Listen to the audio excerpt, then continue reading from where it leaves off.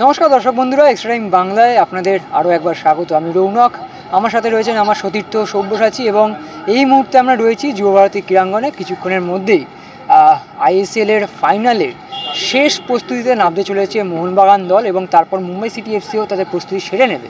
তবে প্রস্তুতি নিয়ে কপি আসবে, কিন্তু তার আগে প্রস্তুতির আগে যে আলাপ আলোচনা হয়েছে এবং দুই দলের কি পরিস্থিতি সেই নিয়েই কিন্তু আজকে হয়েছে প্রেস কনফারেন্স। যদিও সেটা আজকে যুবভারতীতে হয়নি, আজকে একটু স্পেশাল ইভেন্ট ছিল সব্যসাচী, এবং নভোটেলে বিভিন্ন রকমের ব্যবস্থা ছিল। ওখানে আইএসএল ট্রফিটা ছিল এবং দুই দলের কোচ ছিলেন, 3 জন করে ফুটবলার ছিলেন। তো সব মিলিয়ে জমজমাট একটা অনুষ্ঠান আমরা সাক্ষী থাকলাম এবং সেখানেই কিন্তু আজকে আন্তোনিও লোপেজ হাবাস, আপনারা জানেন মোহনবাগানের হেড কোচ, যিনি আসার পর হয়তো মোহনবাগানের সুদিন ফিরে এসছে এবং যে দলটা হয়তো ডুরান্ড কাপের পর আর কোনো ট্রফির আশা দেখছিল না, সব কিছুই হাতছাড়া হয়ে যাচ্ছিল, সেখান থেকে কিন্তু আইএসএল শিল্ড এবং এবার আইএসএল কাপ ফাইনাল, সেখানেও কিন্তু মোহনবাগান দল।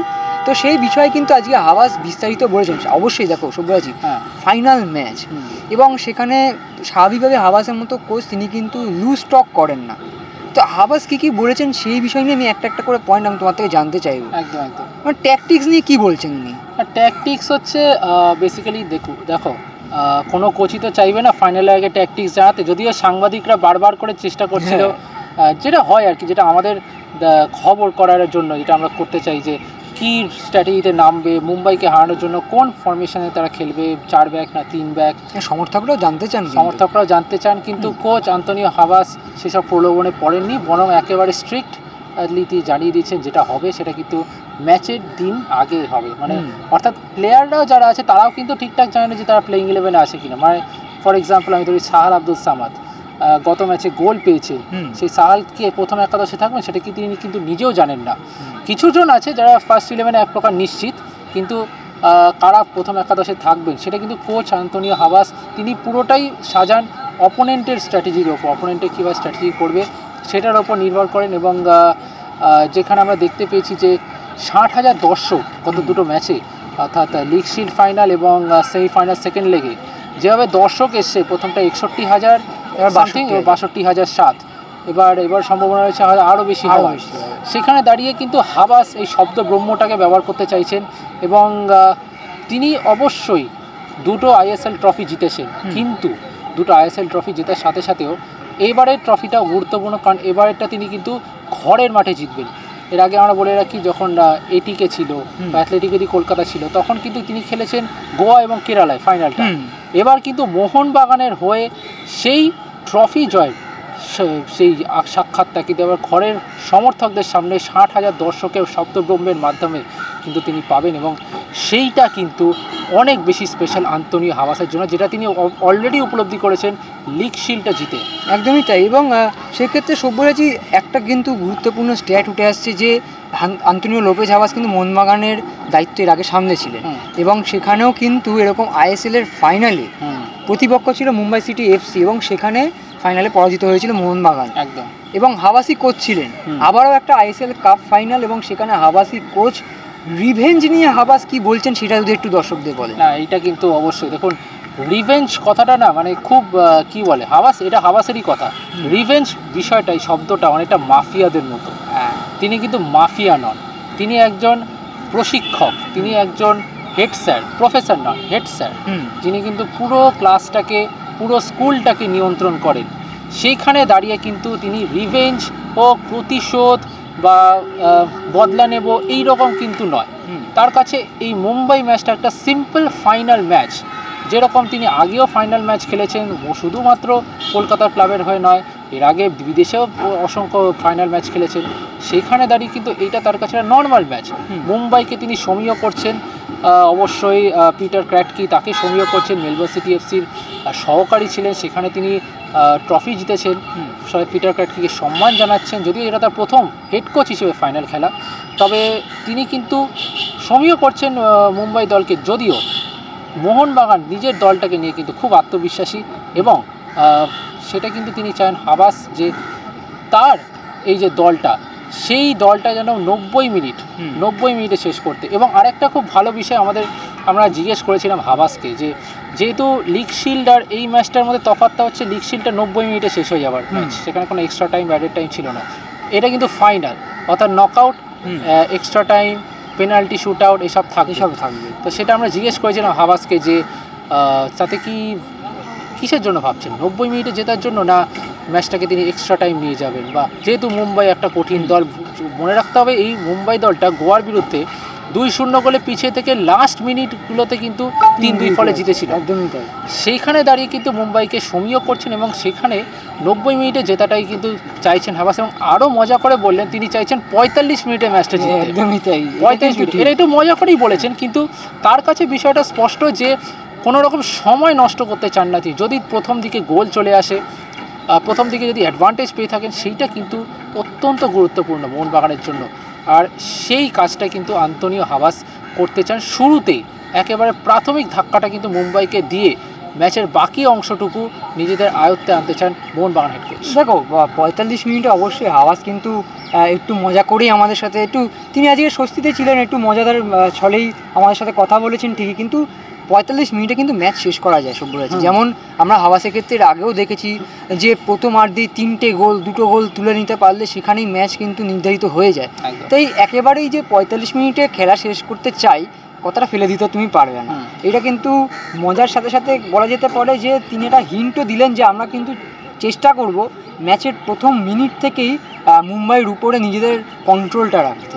এটা কিন্তু খুব বড় এবং অবশ্যই গুরুত্বপূর্ণ বিষয়। এবং তার সাথে সব্যরাজি হাবাস তিনি তো অবশ্যই একজনকে নিয়ে বলেন না, আজকেও কিন্তু বারংবার যেটা বলছিলেন যে তিনি দলগত এতেই বিশ্বাস করেন, সেই নিয়ে যদি দলগত সংহতি, অবশ্যই দলগত সংহতি নিয়ে তো তিনি বলেইছেন যে তার দলের এই দলটার মেন ইউএসপি হচ্ছে এই টোটাল টিম ওয়ার্ক, মানে এখানে কেউ নন যে একা আমি খেলে দেবো বা এরকম কিছু নন। আপনি দেখুন জেসন কামিংস, তিনি 11টা গোল করছেন, দিমিত্রি পেত্রাতস গোলের পর গোল করছেন, আর্মান্দো সাদিকো যিনি এই মুহূর্তে সাসপেন্ড রয়েছেন তিনিও কিন্তু ভালো পারফর্ম করছেন, এমন না যে খুব খারাপ পারফর্ম করছেন। এখানে মনবীর সিং, লিস্টন কোলাসো, আমাদের আনোয়ার আলী, হেক্টর ইউসে, বিশাল কাইত, প্রত্যেকে ভালো পারফর্ম করছেন, প্রত্যেকে কিন্তু ম্যাচ উইনার। তো সেখানে হাবাস কাউকে আলাদা করে তিনি প্রশংসায় মাত্রাতে রাজি নন। যদিও আমাদের তরফ থেকে প্রশ্ন করা হয়েছিল সাংবাদিকের তরফ থেকে যে অভিষেক সূর্যবংশীকে নিয়ে কিছু বলার। অভিষেক অত্যন্ত ভালো মানের একজন খেলোয়াড়, যতবার তিনি মাঠে নেমেছেন নিজের সেরাটা দিয়েছেন। যদিও আজকে তার নাম নেওয়া হয়নি, তবু আমি নাম নেব দীপেন্দু বিশ্বাস, তিনি প্রত্যেকটা ম্যাচে যতবারই নেমেছেন নিজের সেরাটা দিয়েছেন, 100% দিয়েছেন। তো এই তরুণ ফুটবলাররাও কিন্তু উঠে আসছে এবং হাবাসের কাছে এই তরুণ ফুটবলাররাও কিন্তু একটা বড় ইউএসপি। টিম মোহনবাগান তার কাছে একটা ইউএসপি, তার কাছে কোনো ব্যক্তিগত এটা নয়, বা সমর্থকদের কাছে যেটা ইম্পর্টেন্ট, তো সমর্থকরাও এটা জানে যে আমার দলে প্রচুর ম্যাচ মেয়ে, সেই জন্য আমার সামনে যে ট্রেনিং গ্রাউন্ড 2 রয়েছে সেখানে প্রচুর সমর্থক ভিড় করতে শুরু করেছে। তারা কিন্তু কোনো একজন ফুটবলারের নাম নিচ্ছে, তারা অনেক footballer, Dimitri, Manvir, Liston, Johnny কাউকোর নামটা ভুললাম কি করে, জেসন কামিংস, বিশাল কাইত, অনিরুদ্ধ থাপা, একের পর এক সুপারস্টারের পর সুপারস্টার, ভারতীয় ফুটবল তথা বিশ্ব ফুটবলের বড় নাম এই মোহনবাগান দলটায় রয়েছে। সুতরাং হাবাস অবশ্যই একজন টিম ম্যানের থেকে বড় কথা টিম ম্যানেজার, এত ভালো একজন ম্যানেজার, তিনি দলটাকে সুশৃঙ্খলভাবে রেখেছেন, এত শৃঙ্খলার মধ্যে রেখেছেন এবং দলটা পারফর্ম করছে।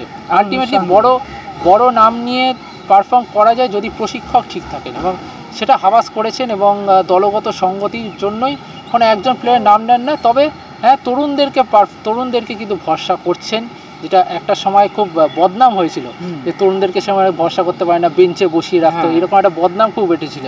আশা করি এই মরশুমের পর সেই বদনামটা ঘুচে ফেলেই দিয়েছে হাবাস অবশ্যই। এবং তার সাথে মানে এই ভিডিওর শেষ যেটা আমরা তুলে ধরবো, হাবাসে কিন্তু প্রশ্ন করা হয়েছিল যে আইএসএল শিল্ড না আইএসএল কাপ কোনটা জেতা কিন্তু অত্যন্ত কঠিন। সেক্ষেত্রে কিন্তু হাবাস এটা জানিয়েছেন যে প্রত্যেকটি টুর্নামেন্ট আলাদা, ভিন্ন ভিন্ন রকমের কম্পিটিশান থাকে, ভিন্ন রকমের স্ট্র্যাটেজি থাকে, কম্পিটিশান কিন্তু দু জায়গাতেই কঠিন, কিন্তু তিনি কিন্তু শিল্ডটাকেই কিন্তু এগিয়ে রেখেছে সব্যরাজ। এবং শিল্ড সবসময় গুরুত্বপূর্ণ, কারণ যতই নকআউট টুর্নামেন্টকে কোনোভাবেই ছোট করা যায় না। নকআউট টুর্নামেন্ট হচ্ছে হয় করো নইলে মরো। আমাদের লিগ কি, হয়তো একটা ড্র করলাম সেখানে ঠিক আছে, আমার কাছে নেক্সট চান্স রইল, একদমই তাই। কিন্তু শিল্ডের ক্ষেত্রে ইম্পর্টেন্ট এইটাই যে একটানা একটা পারফর্ম করে, ধারাবাহিকতা মনে রাখতে হবে। মোহনবাগান কিন্তু জুয়ান ফেরান্ডোর আন্ডারে কিন্তু পরপর বেশ কয়েকটা ম্যাচে খুব খারাপ পারফর্ম করছিল, এমন খারাপ পারফর্ম করছিল যেখান থেকে তারা একদম তলানিতে চলে গিয়েছিল, সেখান থেকে হাবাস তাদেরকে তুলে এনেছে। এবং এর উল্টো উদাহরণ হচ্ছে এফসি গোয়া, একটা সময় এমন টপে ছিল, এমন জায়গা ছিল মানে তাদেরকে ছুতে পারবে না, কিন্তু আজকে তারা সেই প্রথম 2 স্থানেও নেই। মুম্বাই সিটি এফসি তার একটা ধারাবাহিকতা বজায় রেখেছে, মানে মোহনবাগানের পর যদি কোনো দল হয় লিগ শিল্ড জেতার যোগ্য সেটা মুম্বাই সিটি এফসি ছিল, কিন্তু মুম্বাই সিটি এফসি শেষ ম্যাচে তারা পরাজিত হলো, শব্দব্রহ্মের কাছে তারা হারলো, মোহনবাগানের দাপটের কাছে তারা হারলো। এবং হাবাসের কাছে লিগ শিল্ড যে কোনো কোচের কাছেই লিগটা খুব ইম্পর্টেন্ট, যে জন্য সবাই কিন্তু লিগটাকে খুব ফোকাস করে। নকআউট অবশ্যই, নকআউট খুব গুরুত্বপূর্ণ, ইস্ট বেঙ্গল যখন সুপার কাপ জিতেছে সেটা তাদের কাছে অত্যন্ত গুরুত্বপূর্ণ, কিন্তু মোহনবাগানের এই লিগ শিল্ড জয়টা আইএসএলের এতগুলো ক্লাবের সাথে খেলা, রাউন্ড রবিন লিগ, একের সাথে অপরে হোম অ্যাওয়ে, এই ফরমেশন, চোট আঘাত, ফর্মের ওপর নিচ হওয়া, ফিক্সচারের অদল বদল, এফসিও তাদের খেলতে হয়েছিল, কলকাতা লিগ, অনেক কিছু ছিল, অনেক রকম ঝামেলার মধ্যে দিয়ে এই লিগের মধ্যে চড়াই উতরাই করার পর কিন্তু যেভাবে তারা লিগটা জিতেছে সেইটাকে কিন্তু কুর্নিশ জানাতে, এবং রেকর্ড সংখ্যক পয়েন্টে কিন্তু মোহনবাগান লিগ জিতেছে। সুতরাং সেইটাকে মান্যতা দিয়ে অবশ্যই লিগ শিল্ড সেরা, কিন্তু ট্রফিটাও খুব গুরুত্বপূর্ণ, কারণ এই দশকের প্রথম, এই যুগের প্রথম ত্রিমুকুট কিন্তু আসতে চলেছে মোহনবাগান ক্লাব বাংলায়, তথা বলা যায় ভারতবর্ষের প্রথম ত্রিমুকুট কিন্তু আসতে চলেছে মোহনবাগান ক্লাবে, তার অপেক্ষা রয়েছে শনিবার। একদমই তাই। এবং যেটা বলা যায় যে শিল্ড কঠিন লড়াই, সেটা জিতে কিন্তু হাবাস আরও একটা লড়াই জিততে চায়। এবং এক্ষেত্রে দর্শক বন্ধুদের ভিডিও শেষ করার আগে শেষ আপডেট দেবো, চোট আঘাত বিষয়ে কিন্তু আমরা জিজ্ঞাসা করেছি, সেখানে কিন্তু চোটের কোনো খবর দেননি হাবাস। তিনি বলেছেন আর্মান্দো সাদিকু তিনি কার সমস্যায় নেই, তাছাড়া তিনি পূর্ণ শক্তি নিয়েই কিন্তু নামতে চলেছেন আগামীকালের আইএসএল ফাইনাল ম্যাচ। একদম। ভিডিওটি ভালো লাগলে লাইক করুন, শেয়ার করুন, এবং আরও আপডেট নিয়ে কিন্তু আমরা সরাসরি চলে আসবো স্টারটাইম বাংলায়। তার জন্য সাবস্ক্রাইব করতে ভুলবেন না এবং ফলো করতে ভুলবেন না। অসংখ্য ধন্যবাদ, নমস্কার, টাটা। Extra time.